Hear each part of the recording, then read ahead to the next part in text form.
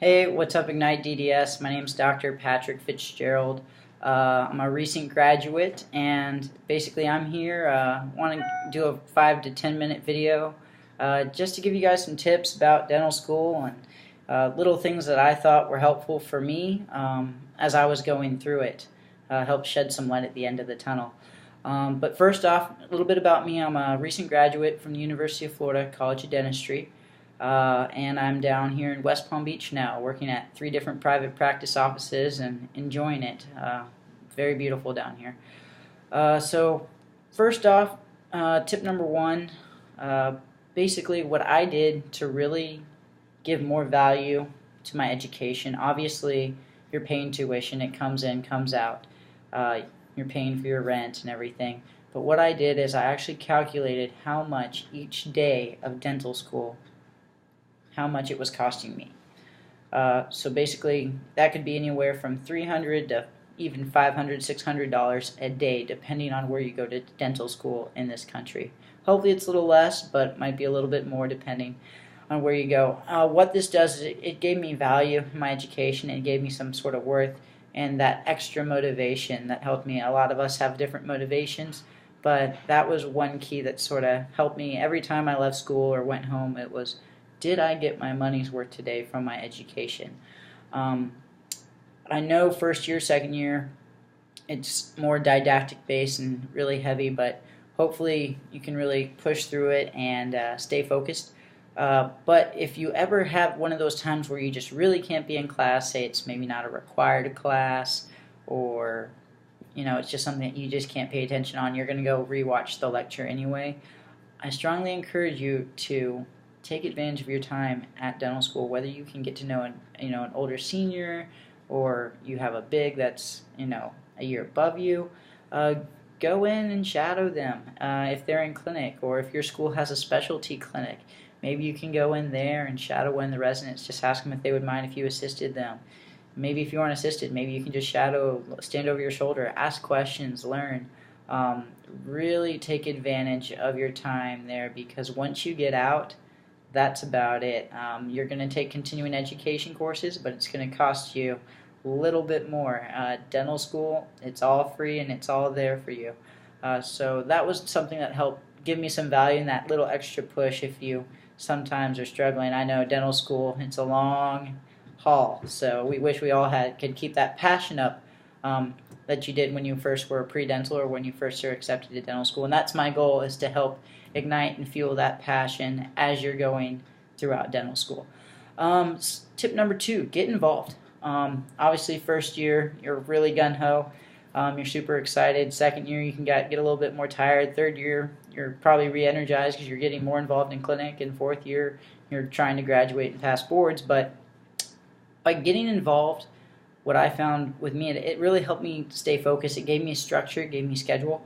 But not only that, it gave me opportunities to network and be social outside of dental school, at conferences and meeting dental students from other schools and different doctors at conferences, but also just getting to know people within school, which is important. Obviously, for the majority of the schools, I obviously can't speak for every school. I know we had lectures where the entire class was in one room, and then you would move to the next room. It was almost like high school again. You sort of just followed each other around, and you were with each other all the time. So by getting involved, you can meet students from other classes above you, classes below you. And I find that being really helpful, because you can pick their brains on what their experiences were as you're going through your education, or maybe you can reach out and help someone that's maybe struggling with a class that you did pretty well in, or you can give them some tips too.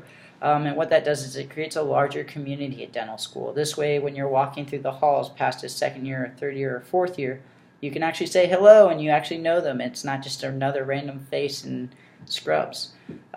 Also, when you graduate and when you get out, these are going to be your colleagues. Obviously, your classmates will be, but so will the people that graduate above you and the people below you.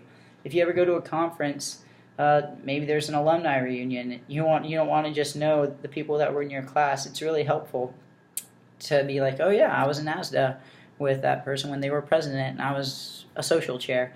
And you can just sort of start off that conversation, and the dental world really becomes smaller when you start doing this, and it becomes so much more fun. Just from my personal opinion and my personal experiences. So definitely encourage that. It really sort of ignites your fire and keeps you going. So get involved.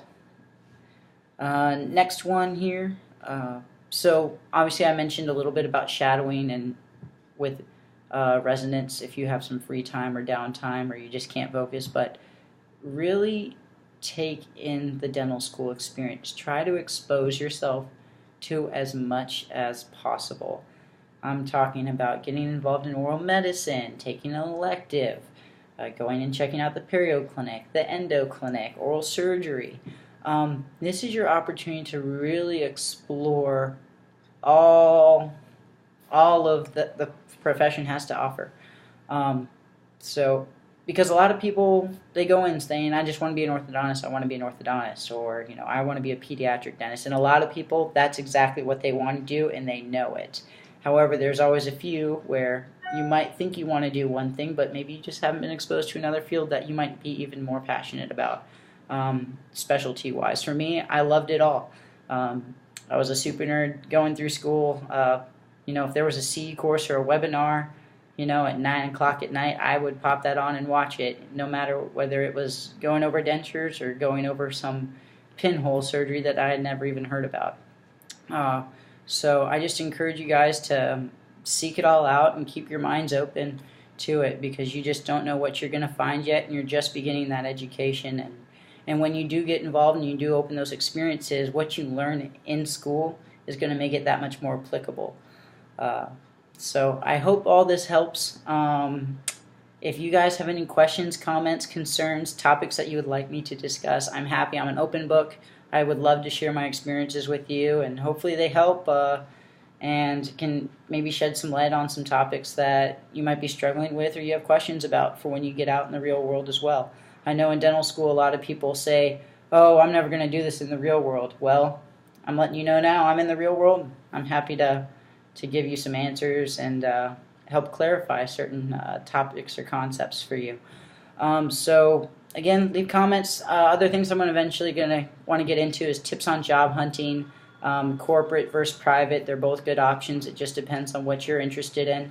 I also want to give pointers out to first years and second years, third years and fourth years too, what you should be focusing on throughout your education. I know some schools are different, and you enter clinic at different levels at different schools. And then also just networking and shadowing, different tips on how to go about that with doctors, as well as the benefits of that. I know a lot of people, are tired of shadowing. You say, I'm a dental student now, I don't need to shadow as much, but I'm here to tell you, just by shadowing and picking people's brains throughout your education, you really learn a lot.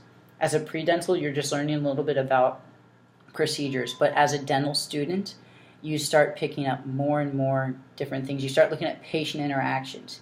You start seeing the information that they are sharing with you is different, and you have a better knowledge base to understand them and carry on a conversation.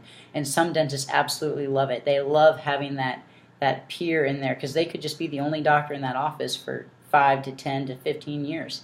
And now that they can share some of their knowledge with you, they really, really love it. I know that by just shadowing at a couple offices when I was on break, even just one day or half a day while on a break, I know that's the last thing you want to do is shadow. I learned so much about technologies, techniques that helped me out in clinic. I was able to go to other people's offices, or when I was sitting in an advanced lecture fourth year, I had already been exposed to these concepts or this technology because of shadowing.